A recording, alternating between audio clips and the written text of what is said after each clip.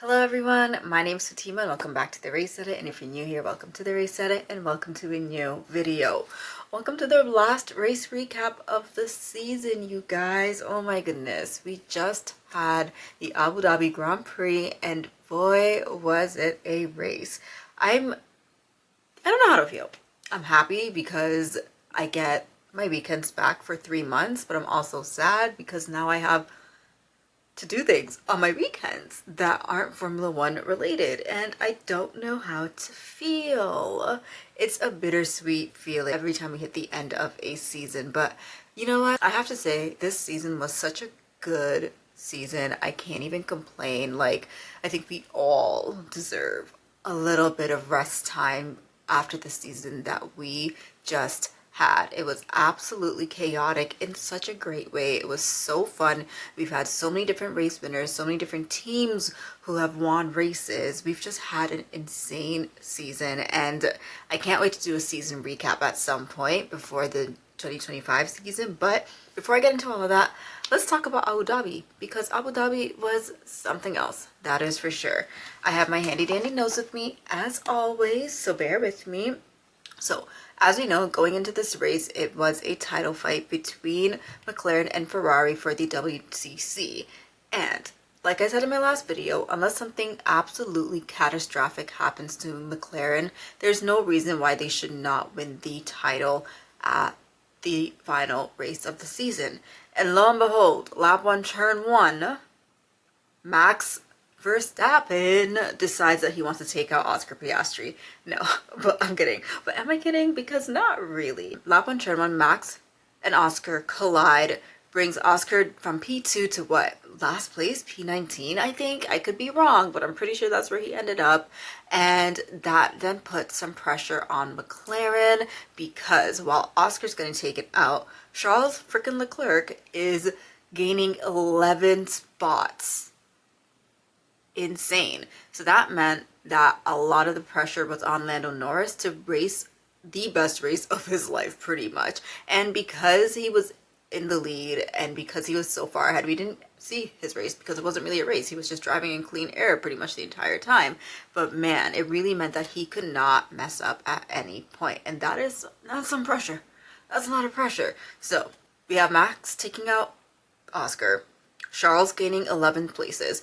Then Oscar hits Franco Colapinto, so that's another issue he has. Oscar really had a race to forget, if we're going to be honest. If McLaren did not win the WCC, I know Oscar would have had the exact worst race ever, because that, not due to him. I mean, the Max crash was definitely not due to him. The Franco Colapinto one, yes, because he did get a penalty for that, but it all went downhill from lap 1, turn 1, if we're going to be honest, for Oscar. We then also had Perez DNF on lap 2. Him and Bottas collided, and that gave Bottas a 10-second penalty. Max also got a 10-second penalty for colliding with Oscar. So the stewards, ever since Qatar, they've really been on it when it comes to the penalties. Like they said, they were going to be handing out harsher penalties, and honestly, it's giving consistent. As I said last video, they're consistently inconsistent, but this time, if we're going into 2025 with them being consistent with the penalties that they're giving out, I can't complain. We just needed to be consistent throughout. That's the issue with the stewards,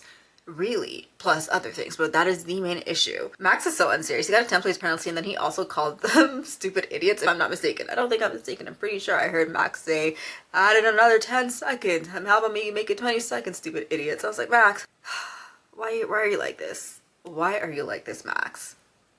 He's actually very comedic. If he wasn't such a terror half of the time, he's just something else, that man.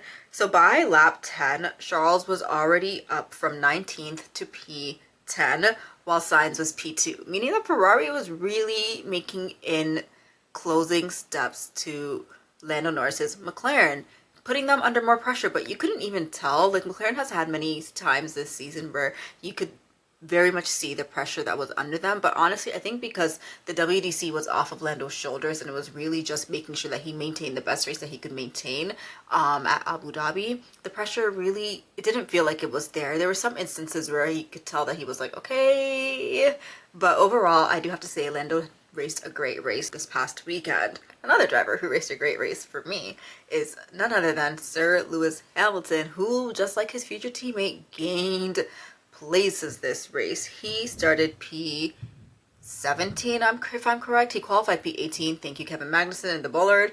But because of Albon's penalty and also Charles's penalty, I'm pretty sure he moved up 2 places and qualified P17 or 16.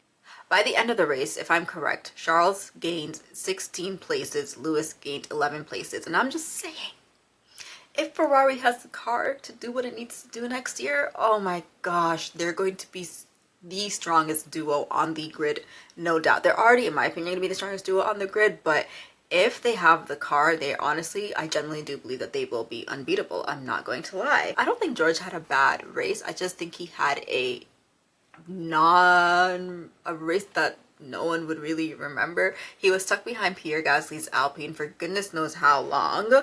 For 15 laps, actually. He was stuck behind Pierre Gasly's Alpine for 15 laps. And once Pierre Gasly went into the pits, you would think George is free. Joke's on George, because here comes Charles Leclerc, who last time George checked started P19, and then all of a sudden he is P4. Yeah, I would actually throw up if I was George Russell, but that's why I'm not a racer and he is. I have to say, I do think Yuki Tsunoda had a really good race this weekend, and I do think while Liam had problems with his car and had pit stop problems as well, I do think Yuki did race a good race and he was on it. He put his foot down. He was very defensive but respectful as well. And I do have to say, with all the rumors swirling around about what's going on with the Red Bull team, Yuki really showed why he deserves to have that seat, even though we know he's not going to get that seat. And I've already spoken about this many times. I don't need to speak about it again, but we know the tea. Right? Speaking of Yuki, I mean, if we're going to speak of Yuki, let's go on to his teammate, like I said, who had a pretty rough race. It started off pretty good. He was ahead of Yuki at one point, but then, of course, when he went into the pits at lap 24, that's when it all just went downhill for Liam Lawson. He went into the pits and his front left wheel was not tight. So then he had to go back into the pit so they could readjust that for him. And then he came out and he was dropped to P18. From there, his race just went from worse to worser to the point where he had to DNF. He did not finish. Another person who had a pretty rough race was Franco Colapinto. Oh, you could tell that when he was saying his thank yous, or I felt that when he was saying his thank yous to Williams before the race started, he was kind of like, you could tell that there was an error. It was kind of like he knew he was not going to finish the race, and lo and behold, lap 28, Franco Colapinto did not finish the race. He DNF'd, and that was heartbreaking. I do hope we see Franco on the grid, if not next year in 2026, because I do think he has proven that he has what it takes to be a Formula One driver, especially with the way he started off with his how many handful of races at Williams, and he started off with a bang, and yeah, he's had crashes, but so has his teammate. You know, I don't think his teammate who is well seasoned in this sport versus a guy who's been racing in Formula One for all of 9 races, if anything, maybe even less. And I do think that given what we've seen of Franco, if he can be given time to fine line and fine tune things, he's going to be a really, really great Formula One driver. He really is, and I do hope to see him on the grid come next year. Come next year or 2026. I really, really do. We also had contact between Valtteri Bottas and Kevin Magnussen. Now, I'm just saying, Bottas locked up to get revenge. I'm kidding. I'm messing around. It was actually really sad to see these two have contact because, as we know, Kevin Magnussen is leaving Formula One now. The season is done, so K-Mag and Formula One are no more. Bottas, we don't really know what's going on with Bottas, but it seems to be that he will not be returning back to Formula One this year. So to see both of their races, people who have been in Formula One for so many years, for a decade plus, end off their careers racing by having a DNF, that was really hard to see. But so Bottas and K-Mag collided. There was some debris out, and we thought this was going to be the perfect time for a safety car, and it would be great for Lewis Hamilton to go in the pits at this point because he had not yet pit at that point. But I think it was just a VSC or a yellow flag because while I was watching, the pundits were, I'm pretty sure it was just DC, who was saying he did see debris, but I do remember seeing the debris fly off, and it was not on track unless there was another section where there was debris that I did not see. There wasn't any debris, so I understand why they didn't call a full safety car to get rid of the debris, but it would have been a nice exciting element to the race, I'm not going to lie.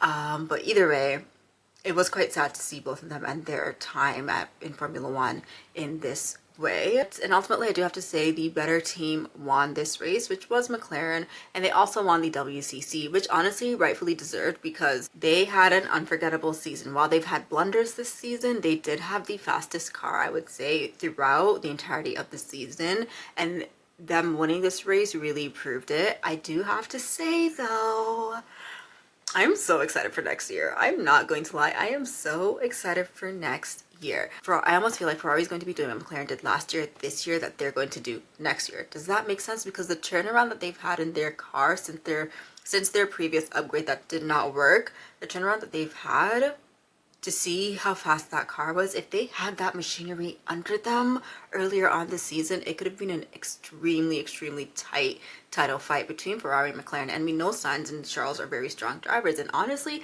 had they had that car throughout the entirety of the season, I do think Ferrari could have won the WCC. I'm not going to lie. And they could have been higher contenders for the WDC because they were just on it. And I'm really excited for next year. I'm really excited for next year. I'm really excited for the Ferraris next year. I'm really excited for Ferrari v McLaren next year. I'm really excited because I do think McLaren, while Lando said next time it's next year's his turn, if Ferrari stays on the pace that they're on with Lewis Hamilton and Charles Leclerc, he's going to have a battle underneath him. And both these guys have battled for championship titles more than once. We have a driver who has 7 under his belt and one who has raced against Max Verstappen many times. This is Lando's first year, and I do think he would have learned from his mistakes come next year. But if the car is good, that Ferrari is good, Lando is going to have another thing coming for him. And on top of that, if Oscar can tweak his errors come next year, it's gonna be tough. It is going to be tough, which is really bittersweet for Lando because he has been with McLaren for so long and he finally has a title contending worthy car. And here come all these other teams come 2025 who are caught up, and then he has a teammate who, if he works on the things he needs to work on, could take away points from him. Additionally, we have the new regulations coming in 2026 and nobody knows who's going to be on top come then. So if I was Lando Norris, I'd be big mad, I'm not gonna lie. But he had a great season this year, and I do think he has a season to be proud of. Even though he didn't win the WDC, he can say that he fought a good fight. He really can. I don't know, you guys. This has been such a wonderful season overall. I've had such a great time recapping this year's races.